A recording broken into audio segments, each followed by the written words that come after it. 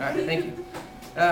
Last time we got through section 2.1 and we got partway into section 2.2. We did a few bar graphs of health rating and all that, and I promised you that by today I would have your data loaded up and have some examples from that. So that's what we're going to do today, is look at that data, look at some graphs, some summary statistics from that data, and we'll be looking at it for the next few days as we go through chapter 2.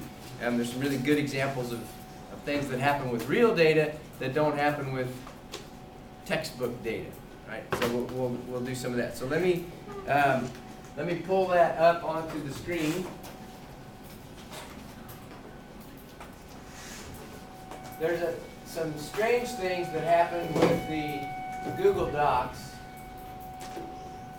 that I'm still not sure I understand. And it's not really the fault of the people that entered the data. It's more, it could be somebody else who entered after you, messed yours up, or whatever. Some weird things happen. But the point I really want to make, let me see if I can expand this for our online viewers.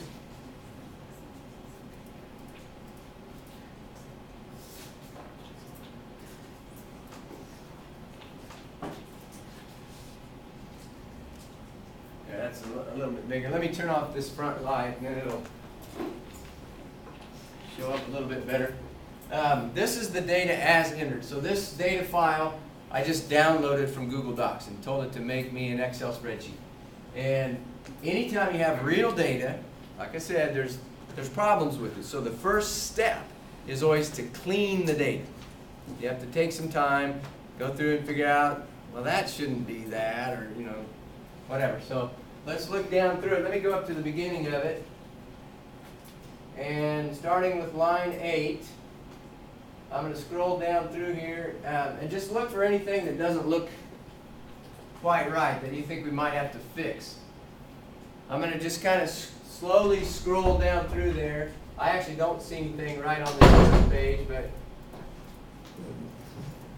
anybody see anything yet? Yep, there's space. What's that? GSR is first as a space before. Yeah, right there. GSR, initials GSR, and that's from the online section, you guys. Talk to the camera. GSR, his first or her first observation apparently has a space in front of it. That's going to have to be cleaned up because the computer doesn't know that's the same person, just has a space. It's going to think, oh, a new sample of data with a sample size of 1, and then GSR has a sample of 4. So I'm going to have to delete that space to keep. So remember, the computer doesn't know what you're thinking, or it doesn't have self-evident correcting capabilities. This looks a little funny right there, but that's just because that block for some reason wasn't centered. There's a button in Excel up there at the top, center, left, justify, right, justify. So that I checked, it's not a problem. So let me keep going down.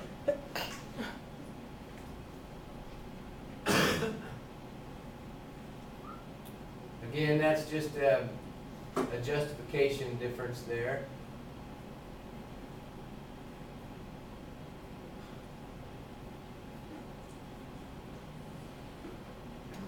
There's a problem in here, but it's really hard to find.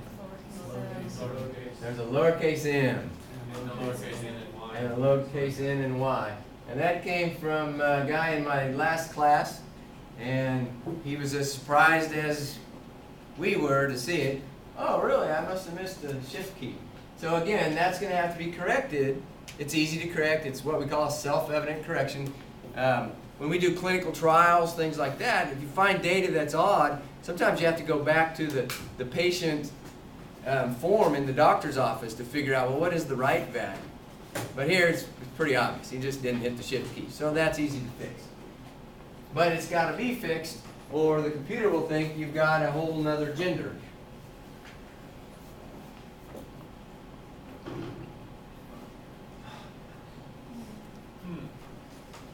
Couple problems here. This is the obvious one, right? They just didn't realize what I meant when I asked for section, right?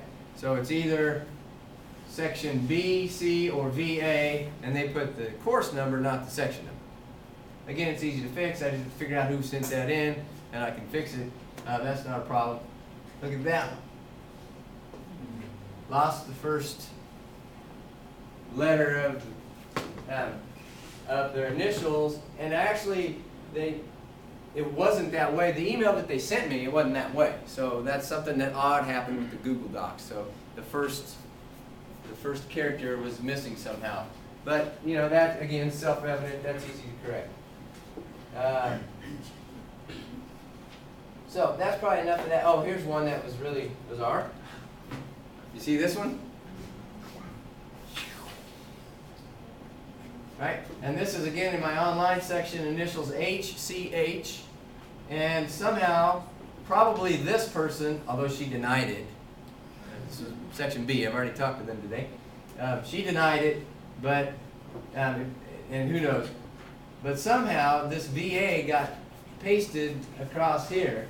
And when I pulled up HCH's email, they had a fifth observation, so they had data in their email for that line, but it got overwritten somehow in the Google Docs. And who knows, that's a weird thing that happened. So nobody got penalized for that. I did look it up, and so out there, let me scroll over, it shows what that record should be. So here's a place where it was not a self-evident correction, but I had to go back to source documentation to find, well, what is the real value, and put those in. Okay? So it was supposed to be a 26-year-old female who is 68 inches tall, size 7 shoe, and so on. So what I did then was I corrected those things. I didn't quite correct them all. I left some of those sections uncorrected, but most of the things I corrected and I put into a different spreadsheet that I could then run through my software because it's got all those problems fixed. And again, I didn't quite fix them all, but most of them are fixed. So, and this is sorted by section. So let's go down to your section. A lot of people saw this and said, well, there's a problem. We got somebody with 4 initials. And yeah, they really, who is that? D-L-S, that's you. And I think you said that even on your email to me. Yes, I do have 4 initials. I have 2 middle names. And there's actually 2 people in this whole data set that are like that. So there's 2 people with 4-digit. And every once in a while, this semester I didn't, but every once in a while I'll have a student that only has 2. And I specify, give all 3, because a lot of times I get ties and it's hard to tell who's who. But I do only have 2. I don't have a middle name. So, and that's unique, and that's probably going to signify so that's not a problem. All right? So there you go. Isn't that cool data? Look at this data. And you might say, Mom, look at the cool data that we collected in my class. And she's going to look at it and go, huh? I can't make any sense of this data. So in order to make sense of the data, what do you have to do? Yeah, you have to do some kind of summary statistics, descriptive statistics on the data. You know, I can look at a column of pulses, but I don't know a whole lot about pulse until I summarize it somehow. Okay. So what were the strategies that we used for summarization of data so far? Okay, percentages, proportions. Like that would be good for categorical variables like smoking and exercise and sex, right? What percent are male, what percent are female, that kind of thing. What about pulse? That's a continuous variable, or at least almost continuous. Frequency. Okay. What'd you say? Frequency tables. Okay, we could do frequency tables, but in a continuous, if we did frequency tables, we have to divide into intervals, right? And then we do the counts of how many people fell in each interval. Or what's a summary statistic for like pulse? Okay, that's a graph, and that comes off of the tables that we were talking about. Yeah, it's quantitative data, but what's the mean? That's what I want you to say. The mean or the median pulse, right? That would be a good summary statistic. So you could look at a column of numbers, but it means more to you if I say, well, the average pulse was 72 beats a minute. That means something. So let's do some of that.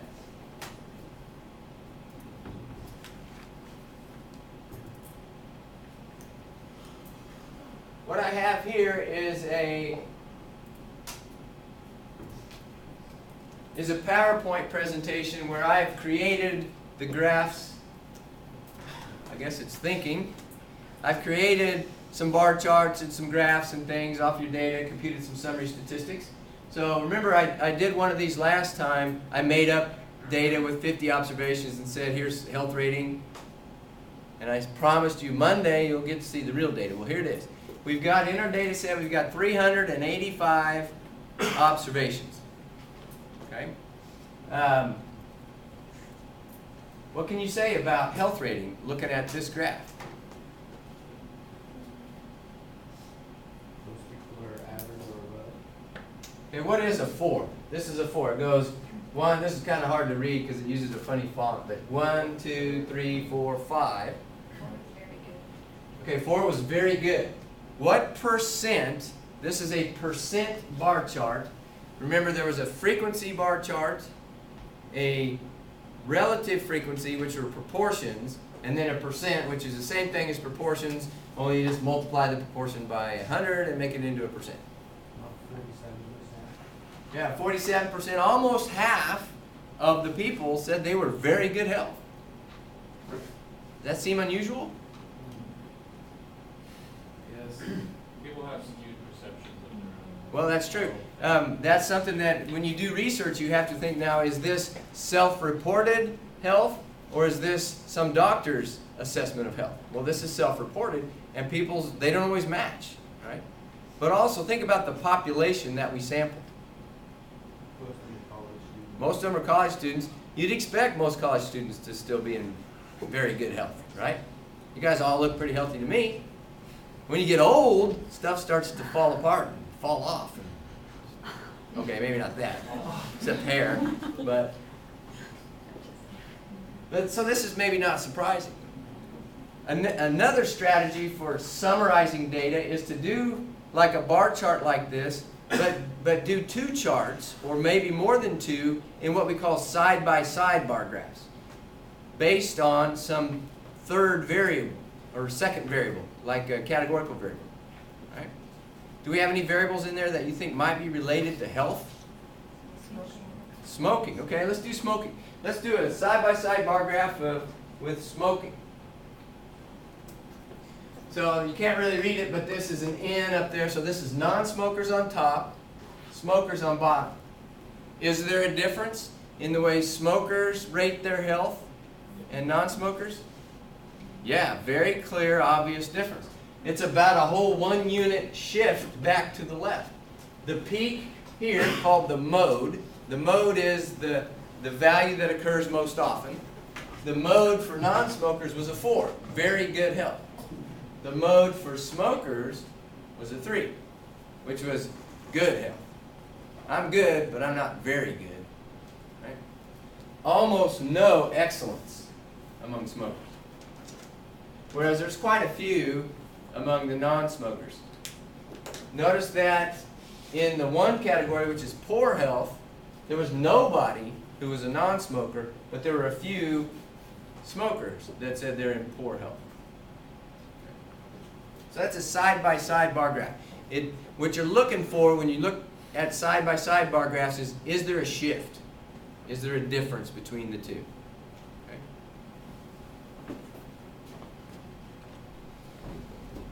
Here is a histogram of pulses. Okay? Now remember, a histogram is technically different than a bar chart because a histogram is on a continuous variable and you have to chop up into intervals and then do your frequency table. Whereas health rating was categorical, it's just a category of 1 or 2 or 3 or whatever. Well, here I used intervals of width 2. Now it looks like, those of you that are close enough to read this, it says 56, 60, but there's actually a bar in between there. So each bar is a width 2. So 2 beats per minute, and then I counted how many people were in each of those bars. Okay? Is that an 8? That's Oh, you noticed that. He said, is that an 8? That's what you're looking for when your first glance at the data. You do these summary descriptive statistics to look for things that might need fixed. Nobody saw the 8 as I was going through the spreadsheet. But remember the one that had the EA instead of the PEA?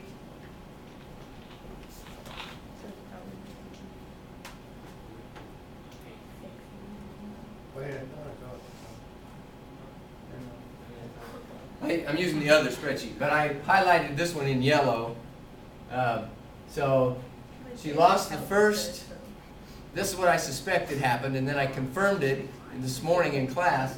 She lost the first letter of her initials somehow, she doesn't know how, and also lost the first digit of the pulse.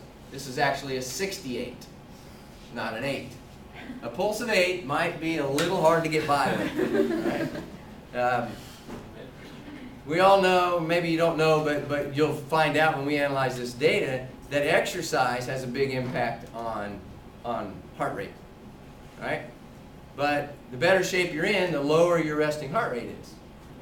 But Lance Armstrong has a resting pulse of about 37 beats a minute. So 8, you know that's not real. So that's called an outlier. When you have outliers in the data set, you first go back to the real data, see if you can correct it, right? Maybe it's a self-evident correction. In this case, it's not. I don't know what 8 should have been, but I know it's not real. There's no way it can be real. Well, what I did was I went back to her email that she sent me, and it was a 68. Those values were in there. They hadn't got deleted, so something funny happened with the Google Doc. So that one I can fix. But what if it turns out that it's an outlier, but it's a real value?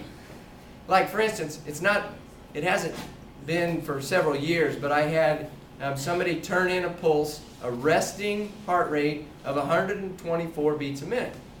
Now look where that is. Let me get the picture back up here.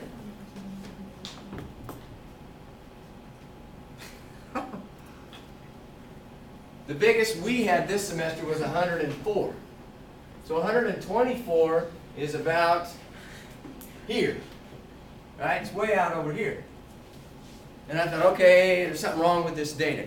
Every once in a while I'll get pulses that are too big, and it's because they didn't follow the rules. They didn't take it 30 seconds and multiply by 2. They took it for 15 seconds and multiplied by 6. Oops. If you did 15 seconds, you're supposed to multiply by 4. So they do the multiplication wrong, and they get a number that's way too big. And it's easy to kind of pick that out. But here, 124, the initials are on there. So in class, I said, this is your data. She was sitting actually in the front row over here. I said, this is your data. What's going on? She goes, I know who that was. It's an actual value. I work down at the Topeka Health Clinic, and I'm a drug rehabilitation counselor. And that person, I used my patients. And that person that day was high on meth. Thus the pulse of 124 beats a minute. It's a real value. So what do you do with data like that? Well, as an analyst, you have to make a decision. There's not always a clear-cut answer. There's right or wrong answer. In that case, you want to say, well, if that's a member of the population that I'm trying to describe, then I'm going to leave it in there. But if you're trying to describe, people who aren't on drugs, then you would want to kick that one out, right? So what we ultimately decided to do is, well, we're going to kick that one out because we want average pulse of college kids, and most of you hopefully aren't sitting here high on meth. So this one, next thing I did was I kicked the 8 out. I did find the data to fix it, so I could have just changed it so it's 68, but by then I had already produced this, which is, it really wouldn't affect how it looked, although the one that has 68 would be one little person higher. Right? So there's the histogram. Describe the shape of that histogram for me. Bell. Bell. Good. It's bell-shaped distribution. Let me do this. This is what we call bell-shaped and symmetric. What does the word symmetric mean? Okay. It means it's the same on both sides. You could draw a line through the middle, fold it in half, and one side would lay pretty much on the other side. Now, it's never perfectly symmetric, but it's close. The blue curve that's superimposed across the top is called a normal distribution.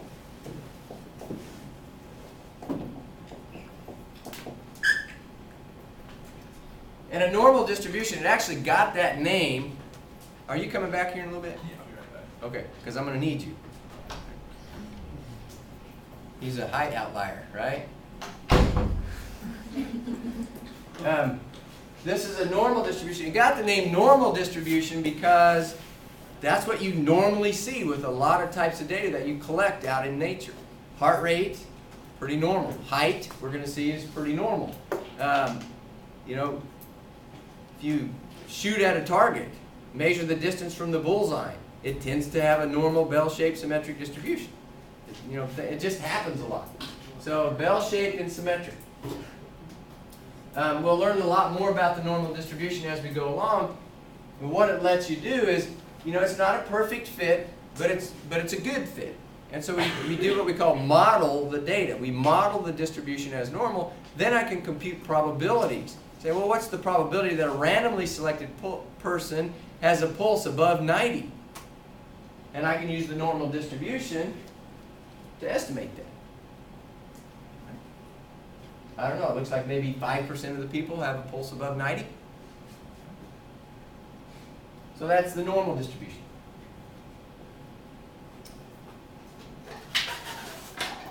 The mean of the normal distribution is right where the peak is. So the mean of a histogram, if it's relatively bell-shaped and symmetric, you can estimate the mean just by looking at the graph and going, well, the middle seems to be right about there. So the middle looks like it's about right in there somewhere. The blue curve kind of gives me a hint. It looks like it's 71 something is the average pulse. All right? There are the summary statistics computed from it. We won't talk about a lot of this stuff until section 2.3, which is Wednesday, but the mean up there, 71.67. So that's the average pulse from the 384, because remember I deleted one. 384 observations, and the median was 70. And again, median I'll formally define on Wednesday, but everybody know what a median is? Okay, it's the middle number, meaning we don't mean middle by look at the graph and say here's the left end and here's the right end and the middle's here. It's write all the numbers down. So all 385 numbers, write them all down in order, smallest to largest, and then count down to the middle one, and that's the median. And that's a 70. So the median and the mean are fairly close together. Okay? Here are some other summary statistics. The maximum value was 104. The minimum, after I deleted the 8, was 42. Somebody had a resting pulse of 42 beats a minute. That's pretty low. So that person may be a marathon runner or something like that, and be in good shape, an athlete, or they just might have a low pulse. Okay? Now I talked about the width of the intervals. Here's a histogram where I've widened the intervals. These are a pulse still, but a width of 4 instead of a width of 2. It kind of smooths it out a little bit, right? So with real data, it's never going to be perfectly smooth, and you get these jagged bumps, and it's hard to tell, is that just random fluctuation, or is there something real? Well, try different widths and see if they go away, or whatever, right? You can see oddities in the data with one width that you don't see at another width. So I usually do several, and I just pick the one I like the best. So there's no magic number on how wide I should make those intervals. That, to me, looks really good. That's very bell-shaped and symmetric. Looks like it follows the normal distribution very well. Here's one with width 1. Does that look odd? Well, what's going on?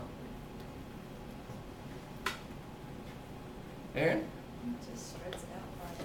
Okay, it spreads it out. But why is there a tall one, short one, tall one, short one, tall one, short one? You multiply by 2. Even and odd numbers, right? They're width 1, so each number gets its own bar, and there aren't very many odd numbers in the data set. if you followed the instructions perfectly, you were supposed to measure it for 30 seconds and multiply by 2. First time I did this graph, I went, whoa, what's going on there? Why does it look like that? I went, oh yeah, the even odd thing. So if you sent me an odd number, then you didn't follow the rules. Now everybody's sitting there going, yeah, you big dummy. Right? But you probably did it too. Awful lot of people sent in odd numbers. Let's pick on a few of you. Let's go down to section C. Right, very first one, Delaney. There's a 73. Uh-oh, dang it. 79. AMC, who's that? That's Amy. Okay. I don't see any more on that page. There's 55, 55. NH. That's you. Okay. You guys that have these odd numbers, and it's a lot of you. What'd you do? You didn't follow the rules exactly, so what did you do? I have no idea. Maybe. Do it for the whole minute. What'd you do? For a whole minute. Did it for the whole minute? What about you?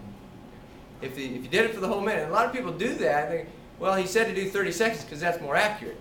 But a whole minute, that'd be even better, and that's true, right? So if you gave me odd numbers, I didn't penalize your score any for that, but that's usually the explanation. Again, if you went the other way and multiplied incorrectly, you could maybe generate, I'm not sure, but.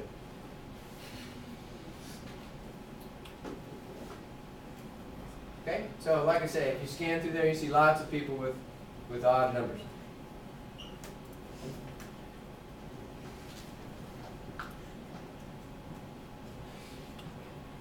Okay, now we'll talk about height.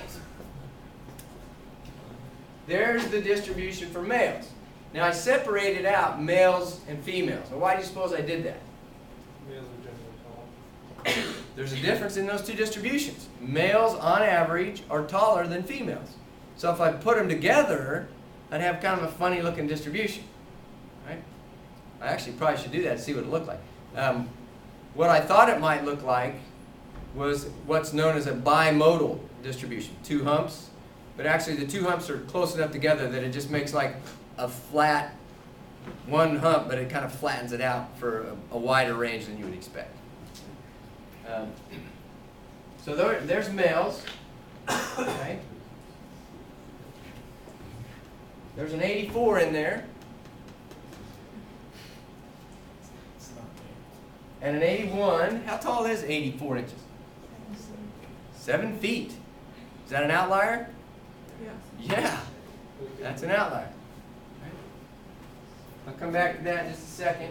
There's females. Notice, now this is kind of like cartoon animation. Males, females. Males, females. What do you notice? It shifts. The whole distribution shifts to the right, which means the mean, the location of the distribution is smaller. So women are shorter.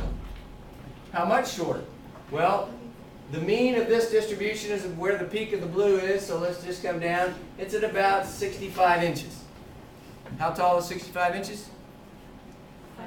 5'5". For males, the mean is about 71 and a half. Right. So how much taller than 65 is that? What'd you say? 6.5 inches, right?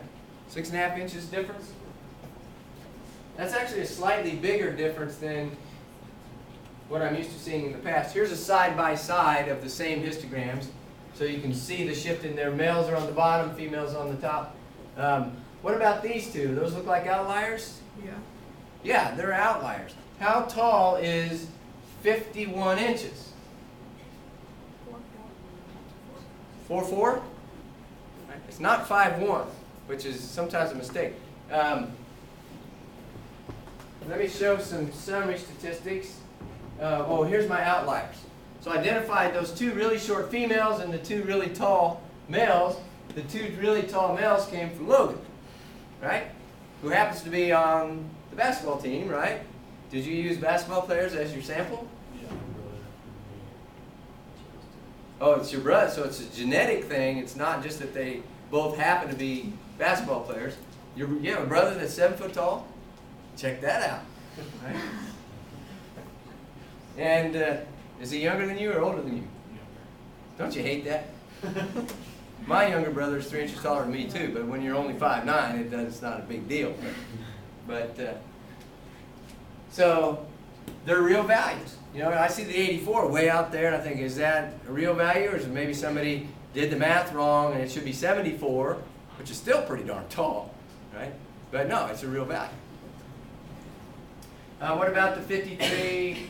It doesn't look like they came out of here. Is CRB, I don't know for sure what section that is, but I think that's the online section also. Is anybody in your CRB? Nobody has that initial? Okay.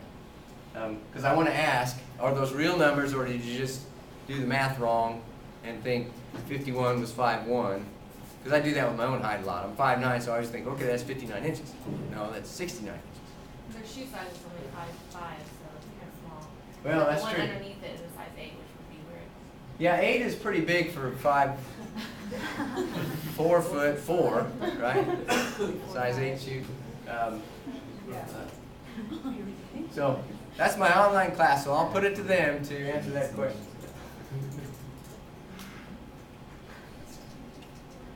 Okay, these are known as box plots. I'm not going to talk about these today, but we're going to come back to this and show these later on. These are not in section 2.2. I believe they're in section 2.4. But they're just another way of looking at distributions and the shifted distribution. Now, before I hit page down, I don't remember what the next slide is, but I'm going to show the distribution of age. Now, you might have some test questions where I'll give a scenario, describe a population of people or of things, and say, what shape do you think this distribution will have? So let's practice that. Think about age. Right? You collected age on these people. What is that distribution going to look like when I graph it? What'd you say? Like bell. You think it'll be bell-shaped and symmetric? You say not symmetric? How come? Because I think most of ours are going to be in, I don't know, early 20s, mid-20s. There might be some that are a lot later than that, but it had to at least be 18 for it to start. Okay. I imposed a natural wall, right? 18 years old. You couldn't go below that. But most of you are traditional age college students, and most traditional age college students, when they do the sample, they also collected from traditional college age students. So most of the people, like Logan said, are going to be 18, 19, 20, 21, 22, in that range. But then some people are older than that, or they ask people to be in their sample that are older, and there's no upper limit. So the one tail is allowed to get long, whereas the other one gets chopped off at 18. So let's see what it looks like.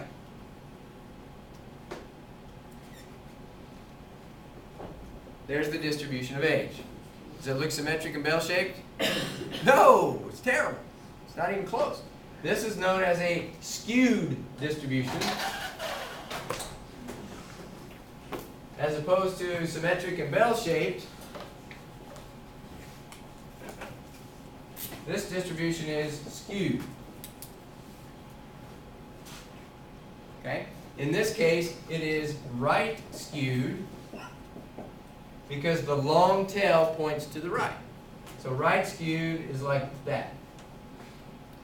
So one like this is left skewed.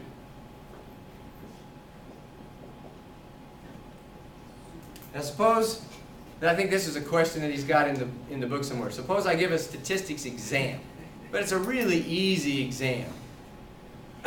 And I collect data on the scores. You expect that data to be symmetric bell-shaped, right skewed, or left skewed? Right skewed? Left skewed. Left skewed? Yeah, one of those. Well, you said it was easy, so wouldn't more people be getting a better grade than a worse grade? Okay, so which way would the tail point? Where would the hump be? Most people would be where the hump is, but you'd still get a few people, and no matter how easy the test is, they're not going to study, I'm not putting out any effort, right? So you have this natural wall at 100, you can't get better than 100%, but if it's really easy, they're going to clump up near the 100, so you'll have left skewed data. Right? So this is right skewed data. There's another interesting thing that you see in this data, besides the skewness. Someone's under 18. What'd you say? Well, yeah, there's that too. That's not what there is this. Right? Supposed to be 18 or more, but I had a few people that this is a 15-year-old and there were two 17-year-olds in the data set. Oops, didn't read the instructions. Right? So, for now, at least those are left in there. There's one more feature of this data that's nothing wrong, it just happened. Spike in the mid-50s. Good, very good. If I draw a smooth curve around this, it seems to dip right here, peak up, and then go out to the long tail. What would account for that secondary spike out there? Parents. How many people asked their parents to be in their sample? Yeah, about 3/4 of it. Okay? Every semester I see that. Highly skewed distribution with a hump out around 50. Actually, one of mine was a guy in maybe, and he was 52. Or you just got somebody in maybe library and he was No, he was studying for a class. Yeah, okay. There are actually two people that are 81. Those are probably grandparents. Probably. Anybody in here asked their grandparents? You did? You did? Okay. Usually a few people ask their grandparents also. You don't see it as a third hump when it's one semester's data, but I've been doing this for almost 10 years, and when I put all that data together, you see a huge spike at about 19. You see a secondary hump at around 45, 50. Then you see a little tiny third hump right around 75 to 80. It's kind of neat how that works. So if data is symmetric and bell-shaped, we call it normal distribution. If it's not, we call it a skewed distribution. Or if it has two humps, like this one, we call that bimodal. Now, your typical textbook examples of bimodal, the two humps are the same height, but they don't have to be to still be considered bimodal. What does the prefix bi mean? Two. And what does mode mean? The one that occurs most often. So the tallest bar is the mode. Well, this one isn't anywhere near the tallest bar, but it is the tallest in that group. So it's like a second hump. Bimodal, two humps. And if, like I said, if I put all the semesters together, I actually get a trimodal distribution with a tiny little third hump out there. Maybe Okay. you should limit surveys to only on campus.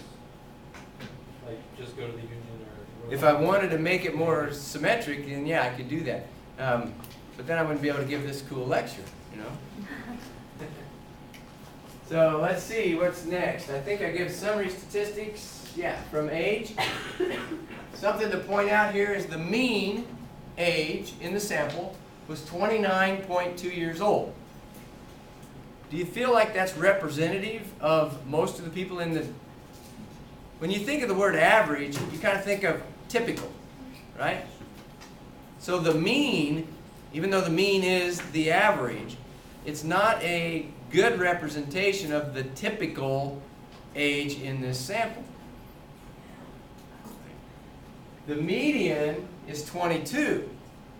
Much better, right? Well, again, this is section 2.3 material, but in a really skewed distribution, the mean will tend to get pulled out into the long tail. Because when you stick two 81-year-olds in there, right, you average those in, they add a lot to the total. But the median doesn't get pulled near like the mean does, because you just put them in order and pick off the middle one, and whether or not they were 81 or 800 years old, the median stays where it is.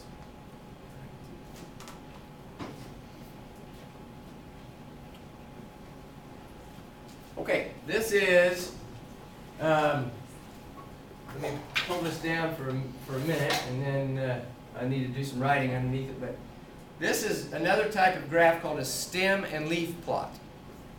And a stem and leaf plot works really well for small data sets, but it's awful hard to produce for big data sets. So what I did is I took a subset of 36 of the 385 observations and randomly selected them and then produced a stem and leaf plot. So these are summary statistics from those 36 observations. The max one was 65 years old, the min was 18, and so on. Median still turned out to be 22. The way you read this, it says under here, multiply stem dot leaf by 10 to the first power. Huh? Okay, let's figure out what that says. Stem is 1 dot, this is called a leaf. So 1.8 times 10 would be 18 years old. So that's a fancy schmancy mathematical way of saying the tens digit is the stem, the ones digit is the leaf. Right? But you can do stem and leaf plots. They don't have to be 2-digit numbers. You can do them for decimals. You just decide, well, what unit am I going to put on the stem and what unit am I going to put on the leaf. But basically, each one of these 8s represents an 18-year-old. This is a 19-year-old, and I had 5 19-year-olds. This is 2 0, so I had a 20-year-old in my sample. In fact, I had 5 20-year-olds, and 4 21-year-olds, 4 22-year-olds, a 23, and 2 24s, and so on. The maximum age was a 65 up at the top. By the way, this particular software turns the stem and leaf plot upside down, which I didn't feel like correcting, but I don't like it this way. Usually you start with your low numbers at the top and go down. And that way, if you turn your head sideways, it's like a histogram. But here it's backwards. It's a reflection, right? So you have to turn your head sideways and then roll your neck around. And that might hurt. Yeah. So the advantage of a stem and leaf plot, it's a lot like a histogram. It tells you the shape of the distribution, but it also preserves the original data. I can look at this data and go, wow, there was only one person that was 23 years old, 2 people who were 24. But if I had done a histogram and just did a bar, then all I know is there was 8 people that were in this range of age. I don't know what their actual ages were. Okay? So that's an advantage. Now notice that there's 2 stems for every value. So there's a 1. We didn't need one below that because in this sample we only got down to 18 years old. But then there's 2 20s, 2 30s, 2 40s, and so on. A stem and leaf plot, a regular stem and leaf plot would only have 1. So it would go 6, 5, 4, 3, 2, and 1. And then you'd string out all of the teens, all of the 20s, all of the 30s. And by the way, they get put in order, right? So they're not just random order, but the leaves come in order, smallest to largest also. The problem with this sometimes is you get some of the values that have really long spikes and some that are empty or short. So the disadvantage of a stem and leaf plot is you don't have much control over how wide to make your intervals. But you can make them, in this case, 10 units wide, or you can split them in half like this and make them 5 units wide. So if I wanted to split it in half, how do they make that split? 0 through 4 go on one, go on the first one, and then 5 through 9 go on the next one. So 0 through 4, 5 through 9, 0 through 4, 5 through 9, and so on. Now why is there a 6 up there with nothing?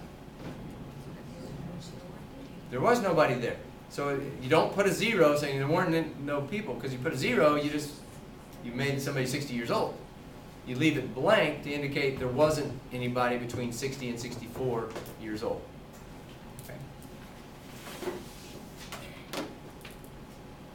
Okay, okay? Questions about that?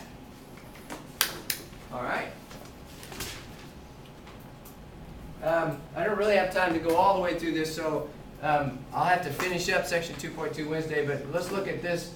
This is, I don't think I can make this any bigger. I can't zoom it up, so it's not going to show up for those of you in the back, but this is breakfast cereals and the amount of sodium and the amount of sugar contained in those breakfast cereals. And this is out of the book. This is one of the book's examples. And again, you look at a table of numbers and it's hard to make heads or tails of it. So here's another strategy for looking at distribution. This is called a dot plot. And in a dot plot, you make a number line just like you were going to do a histogram or something. Only instead of drawing bars, you just put dots where a brand of cereal went. And if the dots stack up, that means you have more than one box of cereal at that level. So you usually do a little bit of rounding. If you have a continuous variable, say, well, I'm going to make it, just like the width of the bars. So a dot plot is just like a histogram, where you're just counting how many are there. It's a little nicer than a histogram for small data sets because you can count, oh, look, there's 4 in this one, there's 2 in this one. Whereas on a histogram, you got to take it over, 25%. And it's hard to figure out. But if they're really tall, then again, like a stem and leaf plot, it's better just to bail out and do a histogram. But you've got some online homework where they'll say, which of the following is a dot plot that represents this data? And they make it multiple choice, and they'll have, this is A, then another dot plot that's a little bit different, this is choice B, and so on. You got to choose which one of them matches the data. How are you going to do that? Well, you have to say, well, I got one at 0, and then confirm that, yeah, there's one in the data set that is a 0, and I've got 2 of them at this level, and just see that, and usually there's a good tip-off, like one of them will have this one missing. Say, well, that one can't be it because it doesn't have that 0 in it, or, whatever, but just see that it fits the data. And then they'll ask you questions like, does this data appear to be bell-shaped and symmetric, or does it appear to be skewed? So once you've picked the correct dot plot, then you use it to make that kind of a statement. Okay? Any questions? All right. Well, we're out of time. Let's reconvene on Wednesday.